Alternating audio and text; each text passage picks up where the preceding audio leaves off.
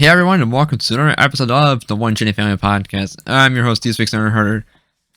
Let's get started right away with one thing for Pokemon Go, and then tomorrow, or technically yesterday, is going to be the community day of Duskull, and it's going to be, it ran from 11 a.m. to 5 p.m. local time. How many shiny Duskull I will be getting is yet to be seen, as I will be editing this episode while playing, so this is going to be a little interesting. Regardless, moving on from that is the third episode of Pokemon Evolutions came out on Thursday. I got some thoughts from Callum. He said the episode was not that great from what I've heard. Probably mostly has to do with X and Y's plot, which is just meh at best. And this episode followed around the climax of Pokemon X as opposed to Pokemon Y. And that's important because Xerneas is the Pokemon of life, whereas Yveltal is the Pokemon of death. And so Lysander used the ultimate weapon that's built around Xerneas, which is meant to give eternal life. Which is not really a good motive. Like, if he wants to wipe the Kalos region of all of its supposed ugliness, then Yveltal would have been the way to go. But as usual, the episode looks fantastic. The animation is I've always liked the animation of Evolutions, and also we got some boutique shipping content in this episode, which you love to see. And I'm sure Honey is also really happy to see Fennekin in Evolutions as well. I personally kind of liked it. I still like the episode a little more, but regardless, I think the next episode, if I remember correctly, is out in a couple weeks. I think it's the 21st or the 28th. Let me take a look here. I should have looked this up before I what do I call it? I probably should have looked this up before I started recording. So yeah, the 21st is the next episode, and this will be taking place in the Unova region called The Plan. So next up, in regards to the distribution of Dada Zarude and Shiny Celebi, they started to get codes for those Pokemon started to get rolled out.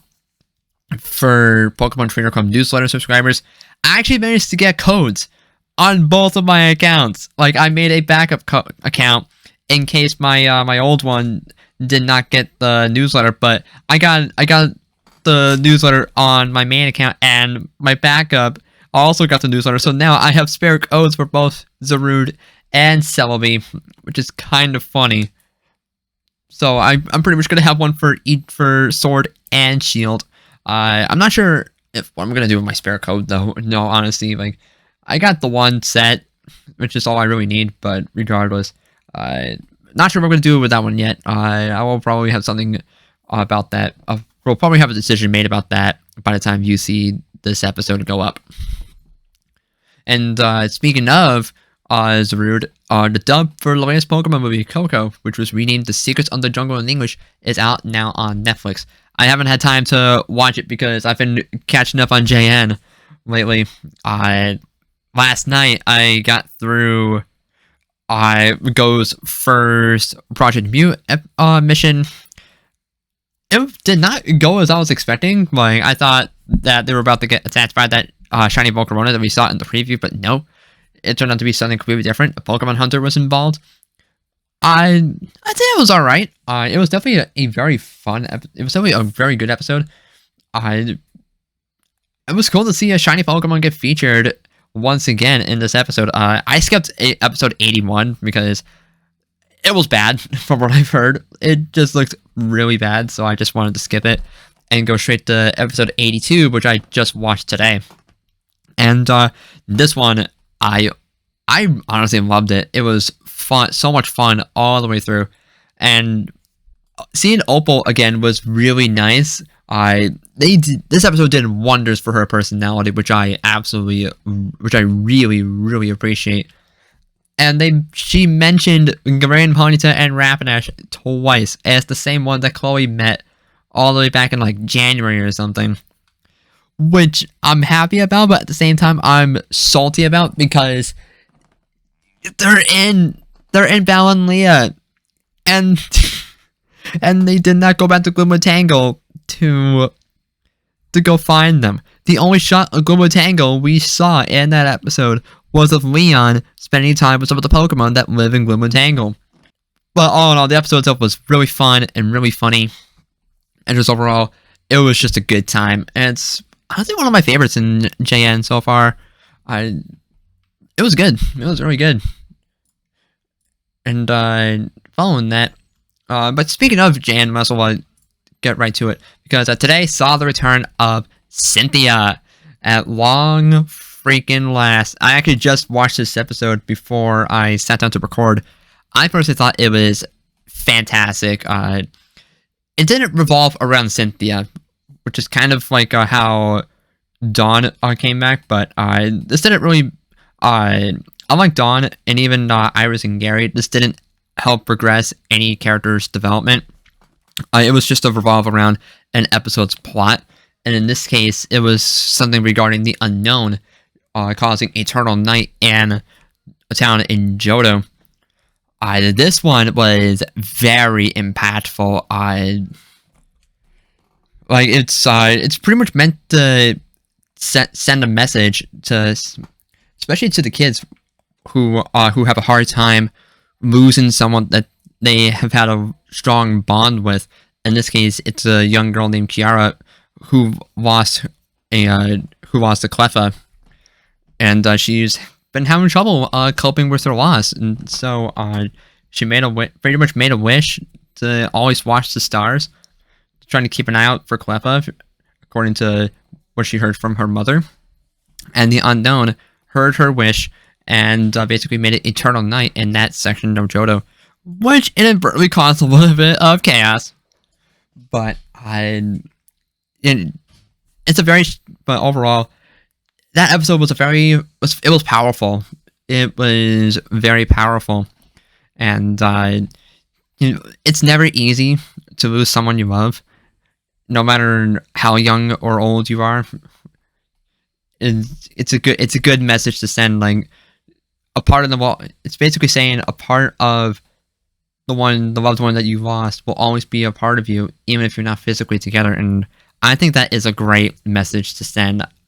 Again, getting a little personal here, because how do I describe this? Because let's just say my family suffered a pretty significant loss last weekend, and so I can definitely say that.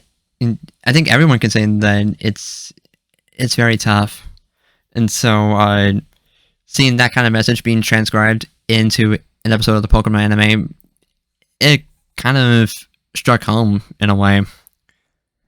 But the message that it sent couldn't be any more damn true. So I think that's why I love this episode so much. I don't care that I need to rephrase this thing, because I just watched it once, so I haven't really gathered all my thoughts about it. But that's the part of the episode that struck with me. It's emotionally powerful, and I said multiple times, it sends a great message, and that's another one of my all-time favorite episodes of the anime. It's powerful, but in a very good way. There isn't that much action, but it doesn't need it. But it was great to see Cynthia back in action. The art style of Jan really did her justice, and that's all I really have to say. Like, it's not the appearance that I was expecting Cynthia to have a role in, but like, I'm glad that she came back before we see her in a PWC battle. But this is still great. And next week is going to be Ash getting his Mega Lucario. It was going to happen. We already knew that this was happening. But there was one shot that really bothered me in the preview. And it's because they're going to this island called Mega Island or something like that. And there was one shot of Karina riding Flygon. You see where this is going.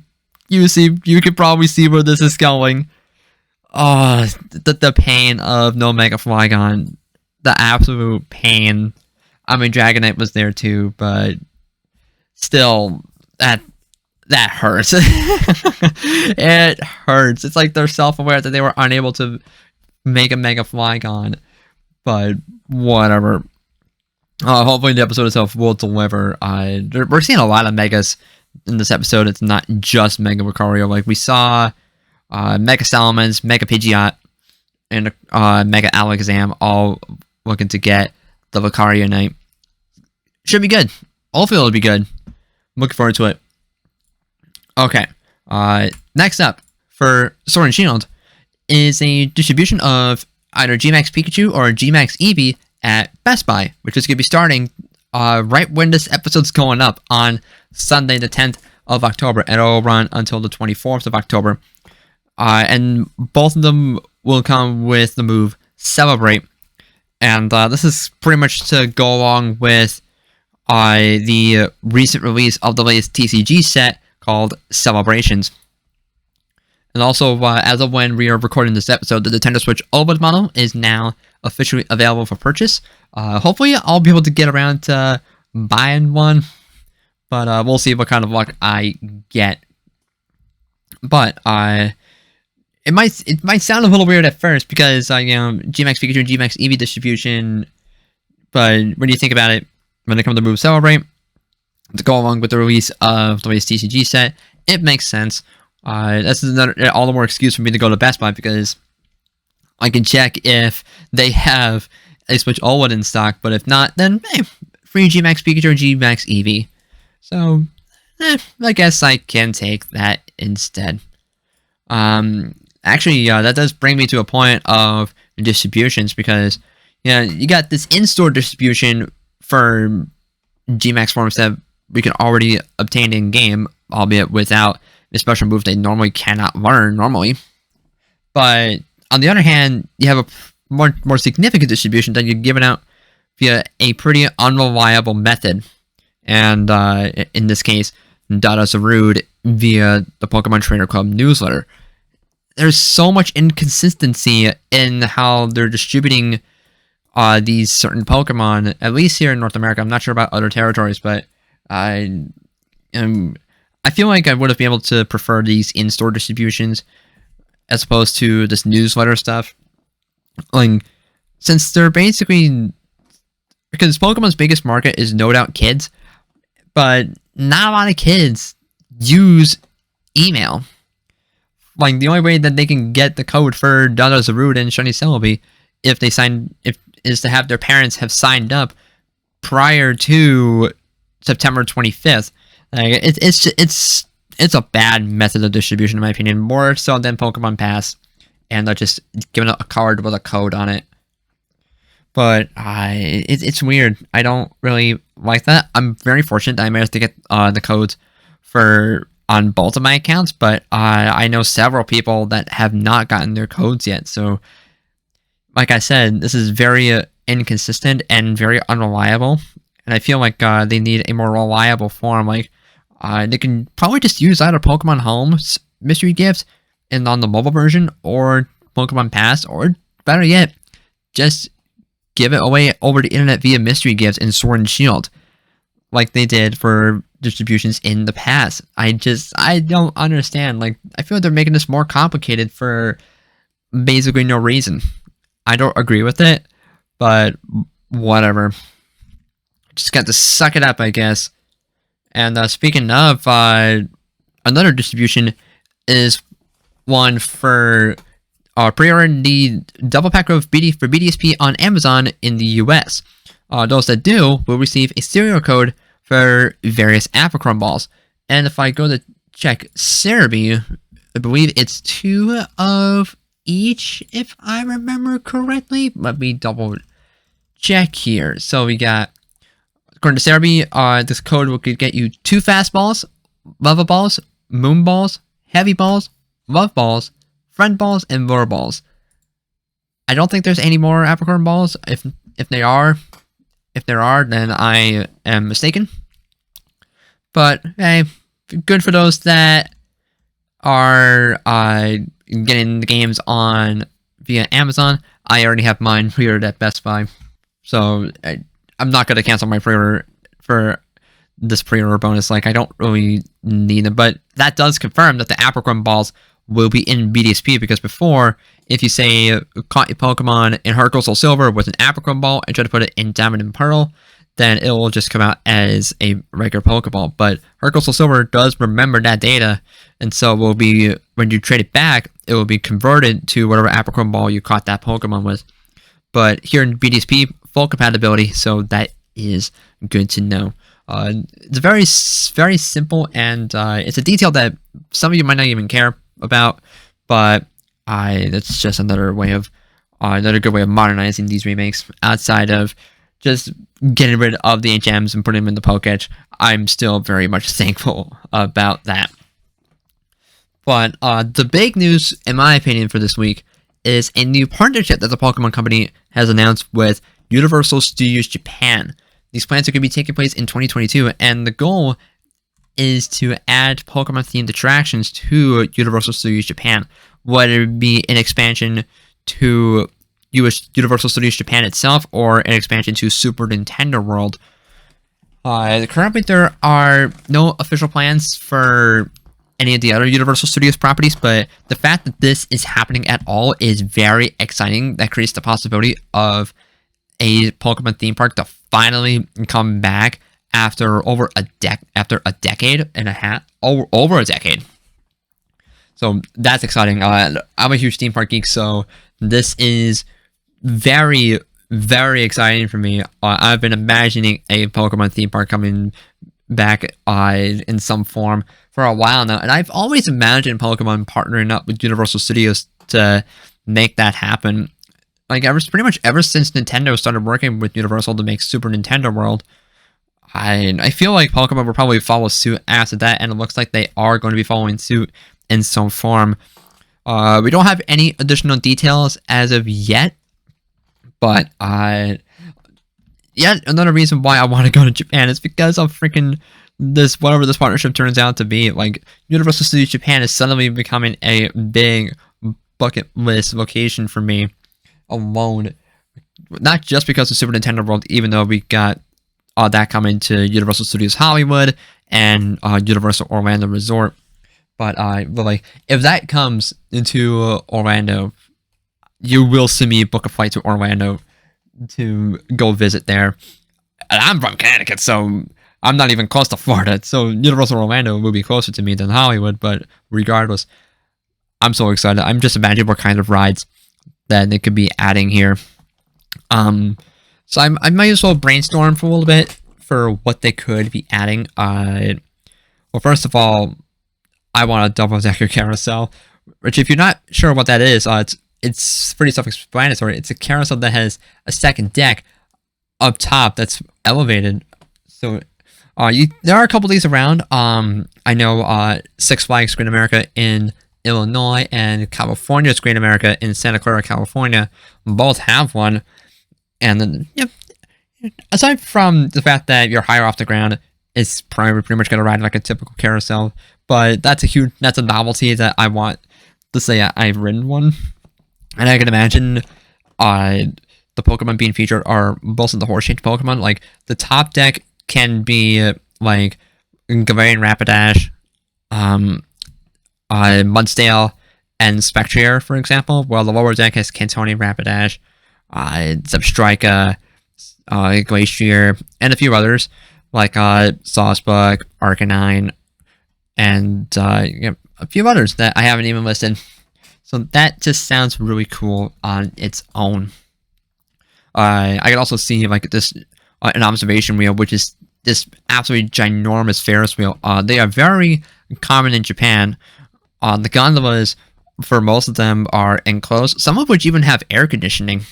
And fun fact, there used to be a Pokemon theme park called Poke Park to operate in Japan in 2005, and they featured an observation wheel. They, like I said, they are very common in Japan, and I've never ridden a Ferris wheel of that size.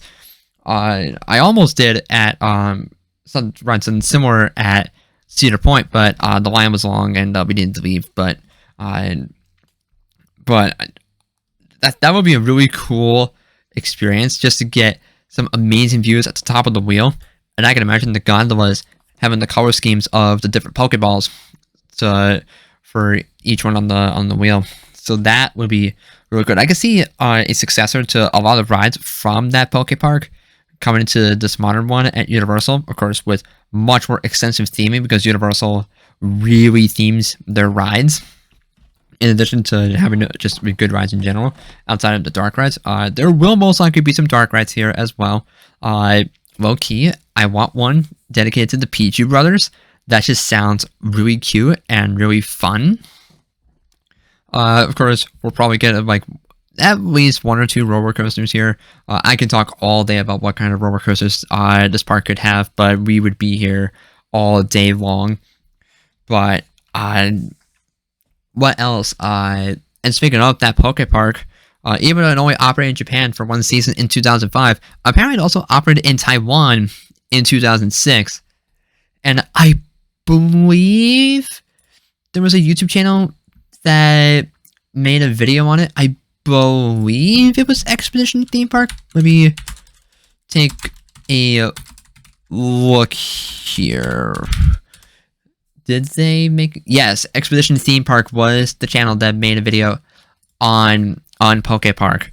It's a great video, by the way. I highly recommend you go check that out later on after you listen to this episode. But, yeah. Well, obviously, it's not really going to operate like that, because that Poke Park operated pretty differently. And I imagine Universal will probably do like a much better job, like higher quality theming, just a higher quality experience overall, which is exciting to be, which is exciting to me. And like I said, if this comes to either of the American parks, then I will save up at some point to go. Although, of course, that is, of course, permitting on the condition of the pandemic and all that fun stuff. Well, fun in air quotes. But regardless, what other rides could I see at this park? There's so many different possibilities for what I want for a Pokemon themed attraction at this whatever this project ends up becoming, because like I said, we don't know any other details about this partnership, and it's going to be happening for the long term, so that is really exciting to see. I hope it becomes like either an expansion to Super Nintendo World or its own dedicated park. That way they can like bring back the Poke Park name in its actual original form, because the Poke Park name will of course be used for the Pokemon spin-off titles of the same name on the Wii. There's your fun facts of the day. I can see a swinging ship coming here too, but I think here's a crazy idea that will never happen. Is for those who have been going to Islands of Adventure pretty much since it opened, might remember they're doing roller coaster Doing Dragons, which got renamed the Dragon Challenge to go along with the retheme of that area of the park to Wizards in the Worlds of Harry Potter. That ride eventually got closed down in 2017 for Hagrid's Magical Creatures Motorbike Adventure, but Dragon Challenge was a much beloved coaster. It was a very iconic attraction for Islands of Adventure. What if we get a spiritual successor to that, but dedicated to Latios and Latios for this, whatever this Pokemon theme park partnership ends up being? It's not going to happen. I would love for it to happen, but it's not going to, which makes me sad. I would love to be wrong, but I don't think it will. I think more likely is a spinning roller coaster centered around Togepi, but that's because that just sounds cute and it's really fitting, given the kind of Pokemon that Togepi is. And I love that idea. Spinda would be a really good Pokemon to center around for a spinning coaster as well. And I love that idea already. I would love to talk more about this, but I feel like it would get a little confusing for those who are not as who are not as much into theme parks or don't have as much common knowledge of theme parks. But I'm very, very excited regardless. I will definitely be following updates on this project because I absolutely want to gush about this as more details come out, because I'm not going to shut up about this on the podcast until this opens, and until I go there someday, maybe. I don't know. But the fact that this is finally taking shape is really cool to me. And as a hardcore Pokemon fan and a theme park geek, seeing a new Pokemon theme park finally in the planning stage, and the fact that these plans are public at all and they've been officially announced, that's exciting. I'm really curious to see what this is gonna end up being like, because like I said multiple times, we won't be able to know what those plans are going to look like until next year. But then again, 2022 is less than 3 months away, so we don't have that much long of a wait. But we'll probably get details probably around the summertime. I'm guessing they'll probably announce it around the time that Worlds would happen, considering that we saw a big announcement for like Detective Pikachu at that time. You know, it wouldn't surprise me. It would not surprise me. Plus, mid-August is usually a time where most American theme parks announce what their plans are for the next season.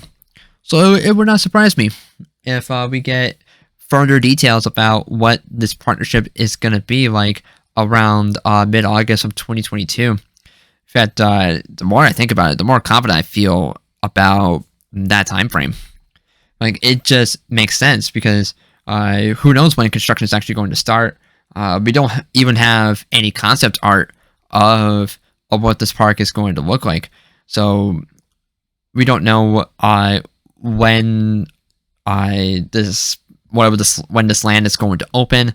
We don't know when construction is going to have start taking place, as I stutter my words. But we outside of what we got from Universal and the Pokemon Company, that's it. We don't know anything else. So until then, we're just gonna have to wait possibly until next summer to get more details on this very exciting partnership. And hopefully we'll get information as to whether or not it's gonna come over to North America. And because we already know that Super Nintendo World is coming to Hollywood and Orlando. I don't know it. I don't even know if there's any European locations. Let me see.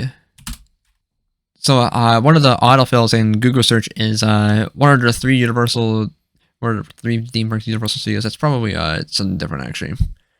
So we got. So yeah, there's it's just bringing up Universal Orlando Resort. Let me see.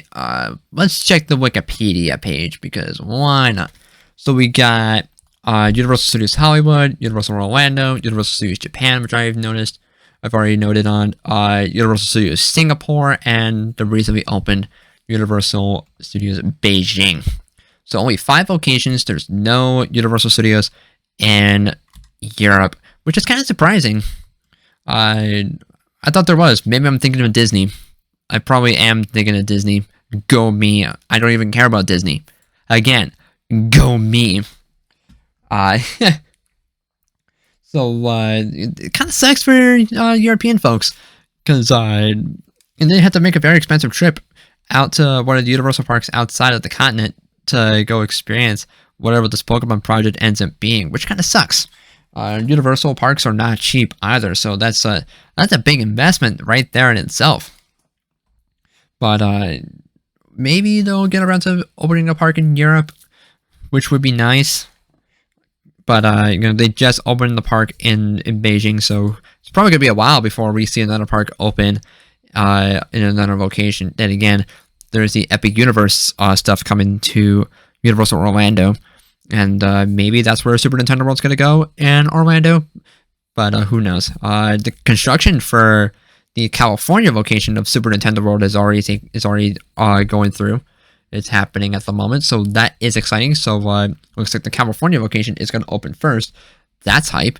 So maybe if this Pokemon theme park thing is going to be an expansion to Super Nintendo World, then that would be cool too.